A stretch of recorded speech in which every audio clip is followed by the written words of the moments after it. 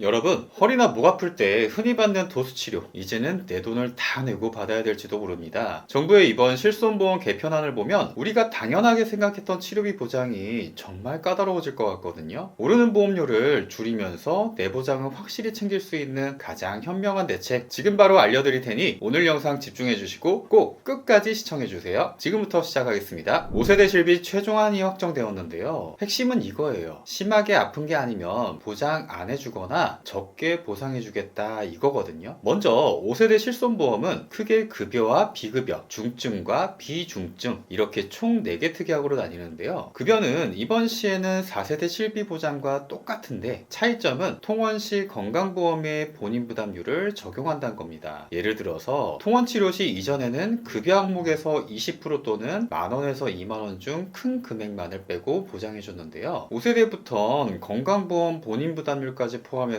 최대 90%나 빼고 나머지 10%만 보상될 수 있는 거죠. 문제는 비급여 항목입니다. 중증 질환까지는 4세대와 똑같습니다. 반면 비중증 비급여 질환부터 연간 5천만 원 이내 보장하던 것을 1천만 원으로 확 줄였고 통원 시엔 회당이 아닌 일당으로 지급을 합니다. 5세대부터는 무조건 하루에 한 번만 보장한다는 점에서 차이가 있네요. 자기 부담률은 더 커졌습니다. 5세대부터는 절반을 빼고 보상하는데요. 통원 시에도 50% 또는 5만원 중 큰 금액을 빼고 보장을 합니다. 실비보험 가입 시기에 따라 재가입 주기가 있어서 자동으로 5세대로 바뀌어 버리거든요. 그래서 여러분 실비보험이 몇 세대인지 꼭 체크해 보셔야 돼요. 그렇지 않으면 나중에 가서 큰 낭패를 보실 수도 있습니다. 재가입 주기가 없는 1세대와 2세대 초기 가입자분들은 강제 전환에 대해선 걱정할 필요가 없어요. 1월 9일에 발표한 초안만 보더라도 법을 개정해서 강제 전환을 시키겠다는 이야기가 나왔었습니다. 그런데 다행히 최종 발표안에선 희망자에 한해 일정한 보상을 주고 무심사로 전환하는 방안을 확정을 했어요. 재가입 주기가 없는 분들은 5세대로 원치 않으면 전환하지 않아도 됩니다. 반대로 2세대 표준형 가입자부터는 재가입 주기를 잘 확인하셔야 되는데요. 2세대 표준형 2013년 1월 가입자는 2028년에 실비가 자동으로 바뀔 예정이시고요. 2015년도에 가입자는 2030년에 자동 전환이 될 겁니다. 2021년도부터 가입한 4세대는 2026년도에 5세대로 자동으로 전환을 앞두고 계세요. 생각보다 시간이 많이 남아있진 않습니다. 최종 확정안에 따르면 원래는 25년 말 출시를 목표로 하고 있었는데요. 이런저런 이유로 늦어지긴 했지만 아무리 늦어도 26년 상반기에는 출시가 될 것으로 예상이 됩니다. 그런데 재가입 주기가 없는 분들도 안심하기엔 이릅니다. 매달 내야 할 보험료가 부담스럽거든요. 매달 20만원 30만원씩 실손보험료를 내는 분들 실제로 있습니다. 보험료 인상 탓에 실손 전환도 고민 중이실 텐데요. 이젠 실손의 시대는 지나간 것 같습니다. 보장이 좋은 옛날 실비는 보험료가 너무 비싸졌고 보험료가 저렴하면 보장이 적어요. 예전엔 실손으로 최대 의료비를 보장받았다면 이젠 최소한의 안전망에 그칠 뿐입니다. 보장이 줄어든 만큼 그 공백을 메워줄 다른 보험이 필수가 된 시대가 된 거죠. 대비할 수 있는 가장 기본이 되는 보험 역시 3대 진단비를 필두로 한 종합보험일 텐데요. 한국인의 사망 원인 최상위권인 질병은 암, 신장질환, 뇌혈관 질환 등이 있죠. 한번 발병하면은 오랜 시간 치료를 받을 수도 있고 완치 후에도 오랫동안 관리를 받아야 되는 분들도 많으시더라고요. 게다가 새로 나온 치료법들은 실비로 보상이 어려운 비급여에 해당이 되기도 합니다. 그럼 지금부터 3대 질병 리스크를 대비하기 위한 종합보험을 하나씩 살펴볼 건데요. 영상 끝엔 추천 설계안까지 함께 공개해 드리겠습니다. 우리나라 국민들이 기대 수명까지 생존을 했을 때 암에 걸릴 확률이 남자는 5명 중에 2명, 여자는 3명 중에 1명 정도라고 하는데요. 이렇게나 발병률이 높은 암을 대비하기 위한 가장 기본이 되는 보험은 바로 암 진단비입니다. 암에 걸리면 상당한 시간 동안 치료를 받아야만 하죠. 암을 치료하기 위해 직장을 휴직하거나 퇴직하는 경우도 주위에 많더라고요. 하지만 암에 걸렸다고 매달 내는 생활비, 핸드폰 요금, 애들 교육비 등 고정비가 안 들어가는 건 아니거든요. 이 진단비 보험은 암에 걸리면 가입 금액 그대로를 지급해주기 때문에 보장 청구가 쉬운 보험에 속합니다. 진단비 보험도 종류가 많지만 이렇게 일반암 진단비, 유사암 진단비 2개만 가입하셔도 충분한데요. 일반암 진단비를 통해선 췌장암, 뼈암, 뇌암 등 고해감과 전립선암, 유방암, 방광암 등 소외감은 물론 흔히 하시는 대장암, 위암 등도 폭넓게 보장이 됩니다. 그리고 또 일반암에선 보장하지 않는 경계성 종양, 제자리암, 갑상선암, 기타 피부암 이렇게 4종의 암은 유사암 진단비를 통해서 보장을 받을 수가 있죠. 단 유사암은 일반암 가입 금액의 20%까지만 가입할 수가 있는데요. 갑상선암은 남녀 전체 통틀어서 발병률 1위인 암이기 때문에 어느 정도 대비는 필요합니다. 이왕이면 최대로 구성하는 게 좋지만 일반암 5천만 원일 때 유사암은 1,000만 원까지만 가능하니까요. 재정 여건을 고려해서 설정하시면 되겠습니다. 또한 일부 회사에선 유사암을 4종이 아닌 6종, 7종으로 확대 적용하는 경우도 있는데요. 단적으로 예를 들면 대장 점막 뇌암에 걸렸는데 어떤 회사는 유사암에 포함되어서 1,000만 원, 어떤 회사는 일반암에 포함되어서 5천만 원을 보상받을 수 있다라는 겁니다. 따라서 유사암은 최소 4종으로만 분류된 회사를 선택하는 게 더 유리하겠죠. 다만 진단비 보험은 최초 1회만 지급받으면 사라지는 소멸성 특약인데요. 그런데 암은 전이된다라는 특성이 있습니다. 실제로 보건복지부 자료에 따르면 암 검진 시 전이암된 채 발견될 확률이 약 49.1%라고 하는데요. 이를 대비하기 위해 전이암, 재발암까지도 보장을 받을 수 있는 암치료비 보험을 추가로 준비해 두시면 좋습니다. 암치료비 보험은 암수술뿐만 아니라 항암 약물 치료, 방사선 치료까지 보장을 해주는데요. 실제 서울 아산병원 자료를 봐도 암 환자 중 수술 건수는 약 23,000건 정도이고 항암 약물 치료가 약 23만 건, 방사선이 약 11만 건 정도로 되죠. 암치료비 보험은 암을 치료하기 위한 일련의 의료행위들을 폭넓게 보장을 하고 전이암 재발암까지 보상을 하니까 지속적인 암 의료비 준비를 위해 암치료비가 적합하지 않나 싶네요. 본 광고는 심의 기준을 준수하였으며 유효기간은 심의일로부터 1년입니다.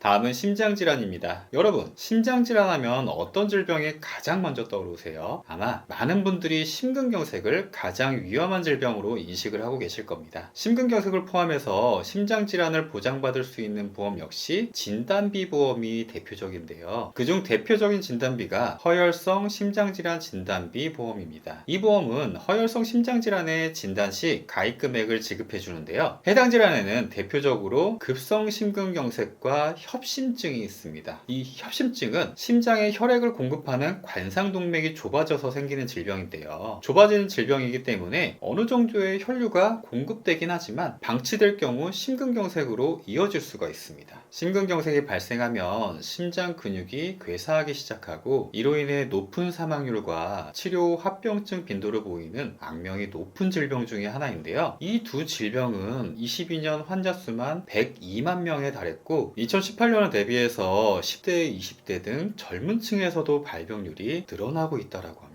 특히 치료를 위한 1인당 평균 진료비는 약 120만원 정도라고 하는데요. 만일 허혈성 심장질환을 치료하기 위해 경피적 관상동맥 중재술이나 관상동맥 우회술 등을 받았다면 치료비는 더 많은 지출이 필요해집니다. 중재술의 경우 1인당 평균 약 230만원 정도가 필요하고 우회술은 약 981만원 정도가 평균 진료비라고 하는데요. 상황이 이렇다 보니 실손비만으로는 대비하기 힘든 것도 당연하지 않나 싶습니다. 단 허혈성 심장질환 진단비는 심근경색, 협심증 등은 보장하지만 부정맥, 심부전 등 다른 심장질환은 보장을 하지 않아요. 이를 보장받고 싶다면 심혈관 진단비를 추가로 가입하셔야 합니다. 그런데 심혈관 질환 진단비가 가성비가 좋지는 않거든요. 따라서 가족력이 있어 남들보다 더 꼼꼼한 심장질환 대비가 필요하신 분들만 심혈관 진단비를 추가로 구성하시면 되고 그게 아니라면 허혈성 심장질환 진단비면 충분합니다. 다음은 뇌혈관 질환인데요. 대표적인 뇌질환은 뇌혈관이 막혀서 발생하는 뇌경색, 터져서 발생하는 뇌출혈, 이로 인해 뇌가 손상되는 걸 뇌졸중이라고 합니다. 이를 보장받기 위해 필요한 게 뇌혈관 질환 진단비인데요. 이 진단비 하나면 웬만한 뇌 관련 질환들은 대부분 보장이 됩니다. 뇌혈관 질환은 22년 기준 환자 수는 약 117만 명 정도였고 1인당 진료비가 약 256만원 정도가 필요한데요. 특히 고령층으로 갈수록 발병률이 올라간다라고 합니다. 이를 치료하기 위한 의료비는 입원 시 약 1,311만원, 통원은 약 28만원 정도가 필요하다고 하죠. 앞서 심장질환과 마찬가지로 어떤 치료를 받는지에 따라 진료비가 달라질 수 있지만 뇌질환이 정말 무서운 이유는 치료비 외에 하나가 더 있습니다. 바로 후유증인데요. 뇌졸중으로 인해 혈액이 돌지 않으면 해당 뇌세포가 괴사를 하게 되죠. 그럼 뇌세포가 담당하던 뇌의 기능 역시 죽어버리게 됩니다. 운동 관련 뇌세포라면 운동 능력에 심각한 후유증이 생기고 그 밖에 담당 부위에 따라 언어장애부터 반신마비, 치매, 식물인간 상태가 되기도 하는데요. 즉 치료 이후에도 장기적인 치료와 관리가 필요한 질병이라는 뜻입니다. 하지만 진단비 특성상 암, 허혈심장질환, 뇌혈관질환 진단비 모두 첫 1회만 보장이 되고 사라진다는 점은 동일한데요. 그래서 필요한 게 수술비 보험입니다. 수술비 보험이 필요한 이유는 진단비뿐 아니라 실손보험과도 연관이 깊은데요. 우선 급여든 비급여든 입원이든 통원이든 관계없이 수술을 받으면 보장을 합니다. 실손처럼 한도나 보장 비율이 구분되지가 않아요. 또 수술비 보험은 비갱신형입니다. 비갱신형 보험은 첫 회 보험료가 납입하는 기간 동안 고정된 보험을 말하는데요. 실손보험은 보시는 것처럼 시간이 지나면 갱신이 되는 구조다 보니 40세에 38,237원 정도로 가입했어도 50세, 60세 이렇게 나이가 들면 보험료가 지나치게 인상이 되면서 유지 부담이 생기게 됩니다. 그래서인지 실손 가입률을 보면 꾸준히 80%대로 유지하던 가입률이 50대 후반을 기점으로 앞자리가 바뀌기 시작하더니 70세가 되자 약 26.5%, 80세는 1.1%에 불과하게 떨어진다는 거죠. 그만큼 나이가 들수록 실손 유지가 힘들어진다는 걸 의미하는데요. 수술비 보험은 비갱신형이라 일정 기간만 납부를 하면 나이가 들었을 땐 보험료 납입 없이 보장 혜택을 받을 수가 있습니다. 수술비 보험도 종류가 워낙 많지만 딱 한두 가지만 기억하시면 되는데요. 크게 1호종 수술비와 2대 질병 수술비입니다. 둘 다 무조건 가입하라는 의미는 아니고요. 실손을 가입한 상태에서 3대 진단비 구성하시고 그 뒤에 예산이 나오면 말씀드린 순서대로 추가하는 게 좋다라는 뜻입니다. 예산이 빠듯하시다면 무리를 해서 소개해드린 특약을 다 넣을 필요는 없어요. 보험에 있어서 중요한 건 첫째도 유지, 둘째도 유지입니다. 1호종 수술비는 질병의 종류와 수술 난이도에 따라서 1종부터 5종으로 분류해 차등 지급하는 보험인데요. 회사에 따라 기준이 조금씩은 다르지만 일반적으로 1종으로는 백내장 수술, 2종으로는 대장 용종 제거 수술, 3종으로는 스텐트 삽입술 등 비관열 수술, 4, 5종으로는 관열 수술 및 암 수술, 장기 이식 수술 등을 보장을 하고 있습니다. 5종 기준으로 1,000만원 또는 2,000만원까지 보장되는 곳도 있고요. 3종 기준 500만원까지 보장하는 회사도 있습니다.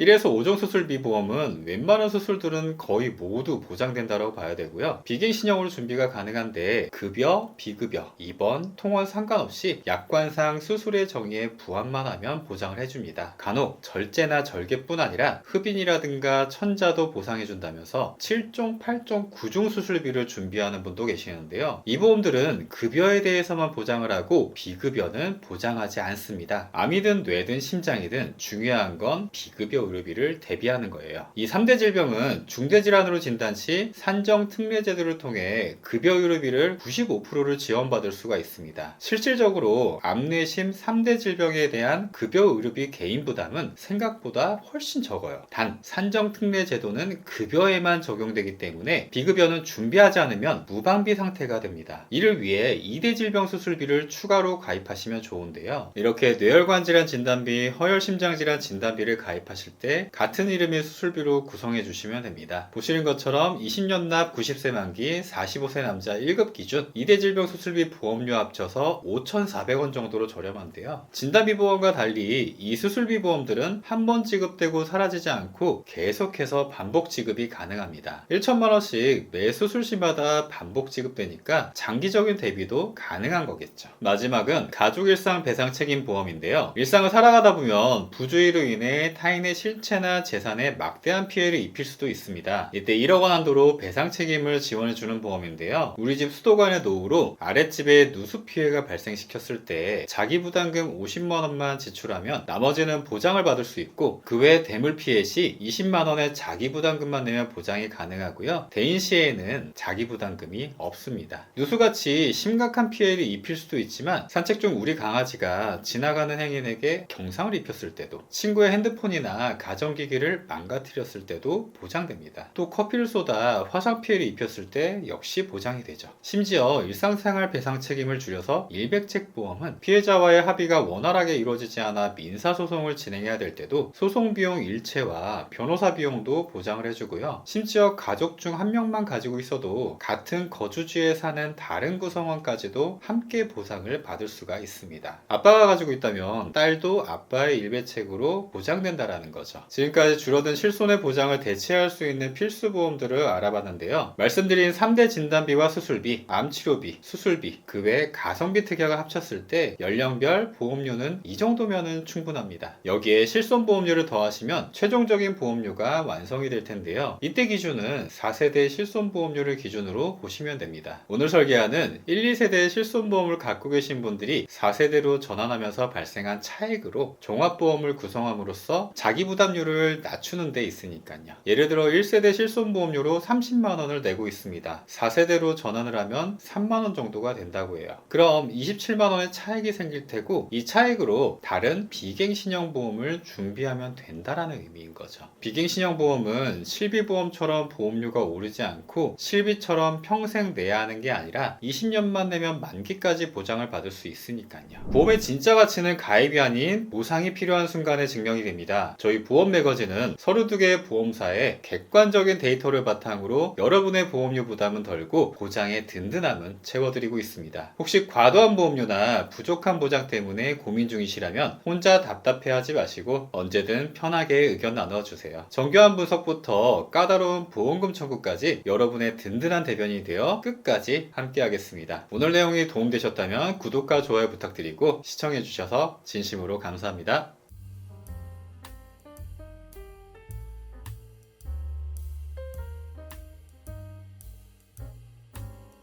본 광고는 심의 기준을 준수하였으며 유효기간은 심의일로부터 1년입니다.